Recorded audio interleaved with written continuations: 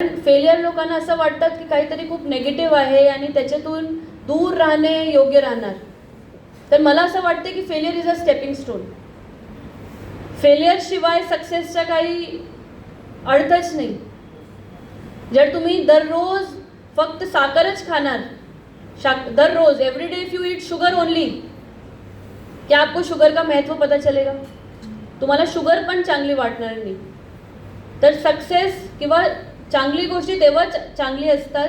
Success is only Wien you know the value of it. आणि ते आपल्याला failure जेव्हा येतात ना तेव्हा कळतात. आणि तुम्ही एक गोष्टी लक्षात ठेवा की हे फेलियर जे आहे ना हे परमनंट नाही, हे टेम्पररी आहे. आज कुठे फेलियर मिळाला ना तर that is not the end, की हे झालं आता संपलं, असं कुठे संपत नाही. काही गोष्टी तुम्ही परत प्रयत्न करू शकतात. माझ्याबद्दल सांगायची असेल तर आय एसची तयारी करताना फर्स्ट अटेम्प्टमध्ये जे माझं फर्स्ट अटेम्प्ट होता, that people say first attempt is the best attempt. आणि IITतून माझं ग्रॅज्युएशन झालं. IITमध्ये माझा चांगला परफॉर्मन्स होता, मला गोल्ड मेडल मिळाला होता. त्याच्या जस्ट नंतर हे परीक्षा मी दिली होती 1 वर्षानंतर.